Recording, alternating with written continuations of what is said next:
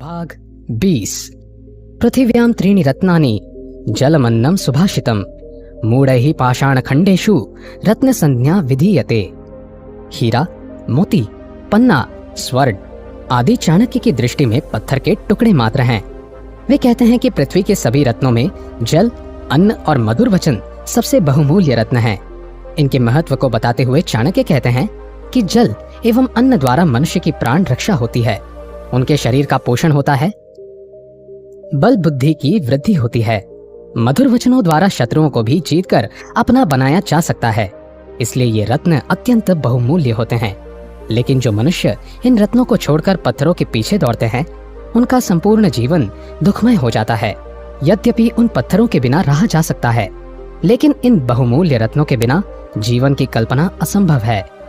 आत्मा पराद वृक्षस्य फलान्यतानि देहिनाम दारिद्र्य रोग दुखानि बंधन व्यसनानि च। मनुष्य जैसा कर्म करता है उसी के अनुरूप अच्छे या बुरे फल की प्राप्ति होती है। विधि का यह विधान कोई बदल नहीं सकता। मनुष्य जीवन में आने वाले दुख, शोक, चिंताएं, बंधन तथा संकट पाप कर्मों के ही फल हैं। इसके विपरीत दुख व क्लेश रहित सुखमय जीवन सत्कर्मों से प्राप्त होता है। इसलिए मनुष्य को श्रेष्ठ कर्म करने चाहिए। पुनर्वित्तम पुनर्मित्रम पुनः भार्या पुनर्मही एतत् सर्वं पुनर्लभ्यम न शरीरम पुनः पुनः। यद्यपि धन, संपत्ति, मित्र, स्त्री, राज्य बार बार मिल सकते हैं, लेकिन मनुष्य शरीर केवल एक ही बार प्राप्त होता है। एक बार नष्ट हो जाने के बाद इसे पुनः प्राप्त करना असंभव है। इसलिए मनुष्य को शुभ कार्य करके इस देह का सदुपयोग करना चाहिए। जो मनुष्य प्रत्येक दिन सत्कार्य करते हैं, वास्तव में उनका ही जीवन सफल होता है। यथा धेनु सहस्रेषु वत्सो गच्छति मातरम तथा यच्च कृतं कर्म कर्तारमनुगच्छति। एकता में बड़ा बल है। प्राचीन काल से यह उक्ति अत्यंत प्रसिद्ध रही है। चाणक्य ने इसी उक्ति को अपने श्लोक में स्पष्ट किया है। वे कहते हैं कि जिस प्रकार अनेक श्वान मिलकर एक सिंह का मुकाबला कर सकते हैं, तिनके छप्पर के रूप में एकजुट होकर वर्षा का पानी रोक लेते हैं, उसी प्रकार यदि निर्बल व्यक्ति एक हो जाएं, तो बड़े से बड़े शक्तिशाली का भी सामना कर सकते हैं। जले तैलम खले गृह्यम पात्रे दानम मनागपि प्राज्ञ शास्त्रम स्वयं याति विस्तारम वस्तु शक्तितः। उपर्युक्त श्लोक द्वारा चाणक्य कहते हैं कि यदि जल में तेल की केवल एक बूंद डाली जाए तो वह भी पूरे पात्र में फैल जाता है। दुष्ट व्यक्ति गुप्त रहस्य छिपाकर नहीं रख सकता, उसके द्वारा रहस्य तेजी से फैलता है। यदि बुद्धिमान व्यक्ति थोड़ा सा ज्ञान भी अर्जित कर ले तो वह उसी से अपने ज्ञान को बढ़ा लेता है। इसी प्रकार चाणक्य कहते हैं कि यदि दान किसी सुपात्र को दिया जाए तो वह 10 गुना होकर दाता को पुनः प्राप्त हो जाता है। धर्माख्याने शमशाने च रोगिणाम या मतिर् भवेत् सा सर्वदैव तिष्ठेश्चेत को न मुच्चेत बंधनात्। इस श्लोक में चाणक्य ने मनुष्य की चंचल प्रवृत्ति को व्यक्त किया है। वे कहते हैं कि मनुष्य की प्रवृत्ति में स्थायित्व का अभाव होता है, इसलिए वह पल प्रतिपल बदलती रहती है। किसी धार्मिक कथा के श्रवण अथवा शमशान में शव को देखकर मनुष्य के मन में वैराग्य भाव उत्पन्न हो जाता है। सांसारिक मोह माया उसे व्यर्थ प्रतीत होती है, लेकिन वहां से आने के बाद वह पुनः सांसारिक बंधनों में फंसकर संग्रह में लग जाता है। मनुष्य की यही चंचल प्रवृत्ति उसे मोक्ष के मार्ग में सबसे बड़ी बाधा है। इसलिए मनुष्य को इस प्रवृत्ति पर यथासंभव अंकुश लगाना चाहिए। उत्पन्न पश्चातापस्य बुद्धिर्भवति यादृशी तादृशी यदि पूर्वम स्यात् कस्य न स्यान महोदयः। अधिकतर देखा गया है कि बुरे या नीच कर्म के बाद मनुष्य की आत्मा जागृत हो उठती है और उसे अपने किए पर पश्चाताप होने लगता है। लेकिन बुरे कर्म करने से पूर्व ही उसे अच्छे बुरे का ज्ञान हो जाए तो वह बुरे कर्मों से सदा के लिए निवृत्त हो जाएगा। बुरे कर्मों में लिप्त दुर्जन व्यक्ति अपने साथ साथ अपने वंश को भी कलंकित करता है। इसलिए नीच कर्म करने से बचना चाहिए। दाने तपसी शौर्ये वा विज्ञाने विनये नये विस्मयो नहीं कर्तव्यो बहुरत्ना वसुंधरा। मनुष्य जब किसी विषय में श्रेष्ठता अथवा कार्य में सफलता प्राप्त कर लेता है तो उसमें अहंकार का भाव उत्पन्न होने लगता है। ऐसी स्थिति में सावधान करते हुए चाणक्य कहते हैं कि संसार में एक से बढ़कर एक दानवीर, तपस्वी, वीर, उपासक और बुद्धिमान भरे हुए हैं। इसलिए मनुष्य को अपनी दानवीरता, तप, साहस, विज्ञान, विनम्रता और नीति निपुणता पर कभी अहंकार नहीं करना चाहिए। जो मनुष्य अहंकार में डूब जाता है वह अतिशीघ्र पापों में लिप्त होकर नष्ट हो जाता है। दूरस्थो अपि न दूरस्थो यो यस्य मनसि स्थितः यो यस्य हृदये नास्ति समीपस्थो अपि दूरतः। इस श्लोक द्वारा चाणक्य ने सच्चे प्रेम का महत्व बताया है। वे कहते हैं कि सच्चे प्रेम का बंधन मनुष्य को परस्पर गहराई से बांध देता है।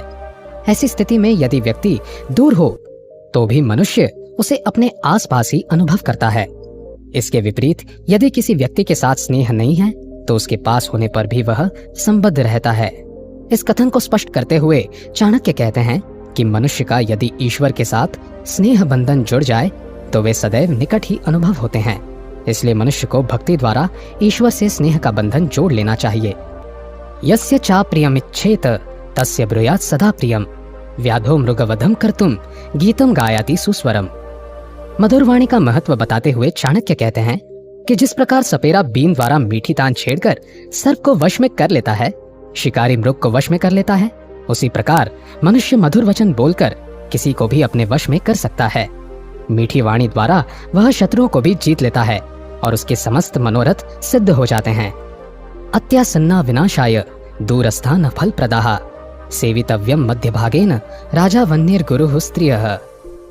राजा, अग्नि, गुरु और स्त्री, चाणक्य के अनुसार इन चारों की न तो अधिक निकटता ठीक होती है और न ही दूरी, अन्यथा मनुष्य का सर्वस्व नष्ट हो जाता है।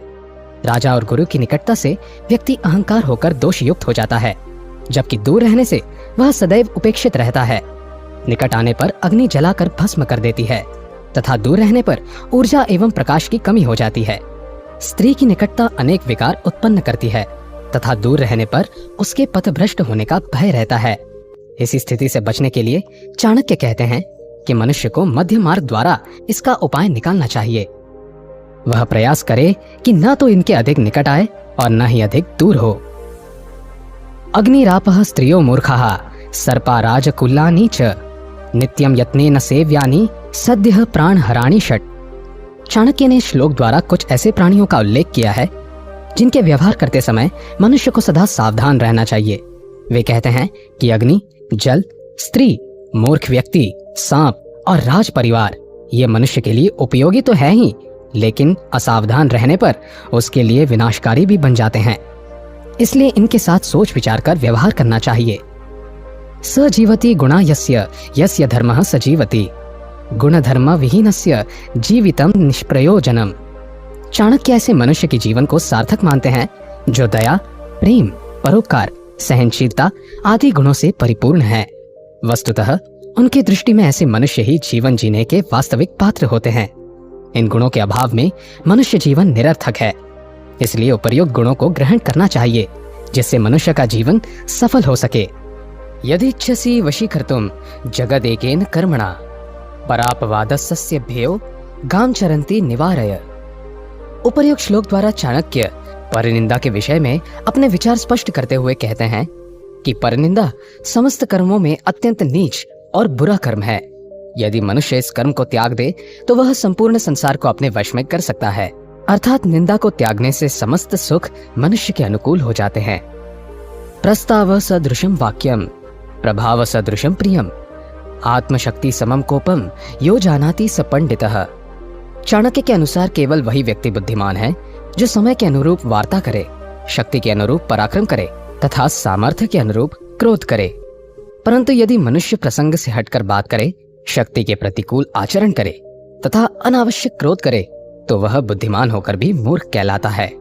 एक एव पदार्थस्तु त्रिधा भवति विक्षितः कुणपः कामिनी मानसम योगिभिः कामभिः श्वभिः। उपर्युक्त श्लोक द्वारा चाणक्य कहते हैं कि एक वस्तु को विभिन्न लोग अलग अलग दृष्टि से देखते हैं। योगी के लिए स्त्री जहाँ शव तुल्य है, वही कामांध व्यक्ति को वह रूप सौंदर्य की प्रतिमा दिखाई देती है। श्वान के लिए वह मांस के पिंड के अतिरिक्त कुछ नहीं है। यहाँ चाणक्य स्पष्ट करना चाहते हैं कि मनुष्य का दृष्टिकोण ही वस्तु के महत्व को कम या अधिक करता है। वह जैसा देखना चाहता है वह वस्तु वैसी ही दिखाई देती है। सुसिद्धम औषधम धर्मम ग्रह छिद्रम च मैथुनम कुभुक्तम कुश्रुतम चैव मतिमान न प्रकाशयेत्। चाणक्य ने विद्वानों को कुछ बातें गुप्त रखने का परामर्श दिया है। वे कहते हैं कि विद्वान व्यक्ति को अचूक औषधि का ज्ञान, धर्माचरण घर की समस्याएं, स्त्री संभोग, कुभोजन तथा निंदित वचनों का कभी भी किसी दूसरे व्यक्ति से समक्ष उल्लेख नहीं करना चाहिए। ऐसी बातें केवल अपने तक ही रखनी चाहिए, लेकिन यदि वह इन्हें प्रचारित करता है तो उसका विद्वान होना व्यर्थ है, उसकी तुलना मूर्ख से की जाएगी। तावन मौनेन नीयन्ते कोकिलेश्चैव वासरः यावत् सर्वजना नंदतायिनी वाक् प्रवर्तते। जब तक वसंत ऋतु का आगमन नहीं होता तब तक कोयल मौन रहती है, किंतु वसंत के आगमन के साथ ही वह अपनी मधुर वाणी से दसों दिशाओं को गुंजायमान करने लगती है। इस कथन द्वारा चाणक्य ने विद्वानों को अत्यंत गूढ़ परामर्श दिया है। वे कहते हैं कि उचित समय पर ही बुद्धिमान व्यक्ति को उसके अनुकूल कार्य करने चाहिए। इससे कार्यों में अवश्य सफलता प्राप्त होती है। इसके विपरीत समय को देखे बिना कार्य करने वाले सदैव असफलता का मुख देखते हैं। धर्मम धनम च धान्यम च गुरुरौर्व वचनम औषधम सुगृहीतम च कर्तव्यम अन्यथा तू न जीवति। यदि धार्मिक कार्यों में चूक हो जाए तो उसका फल निरर्थक हो जाता है। यदि भली भांति उपयोग न किया जाए तो प्राण प्रदायक औषधियां प्राणों का हरण भी कर लेती हैं। धन एवं अन्न का अत्यधिक उपयोग दरिद्रता और निर्धनता को आमंत्रित करता है। गुरु के आदेश को यथोचित पालन न करने से अनेक कष्ट भोगने पड़ते हैं। इसलिए चाणक्य ने धर्म, औषधियां, धन, धान्य तथा गुरु के आदेश का सावधानी पूर्वक पालन करने का निर्देश दिया है। त्यज दुर्जन संसर्ग भज साधु समागमम कुरु पुण्यम महोरात्रम स्मर नित्यम नित्यताम। जिन मनुष्यों में आत्म कल्याण की भावना अत्यंत बलवती है, उनका मार्गदर्शन करते हुए चाणक्य कहते हैं कि मनुष्य को दुर्जन की संगति त्याग कर सज्जन पुरुषों की संगति ग्रहण करनी चाहिए। इसके प्रभाव से विषय वासनाएं तथा अपवित्र विचारों का नाश हो जाता है और मनुष्य सन्मार्ग की ओर अग्रसर होता है। अर्थात मोह माया एवं विषय वासनाओं का त्याग करके मनुष्य को ईश्वर भक्ति और परामर्थ में डूब जाना चाहिए। इसी में उसका कल्याण निहित है।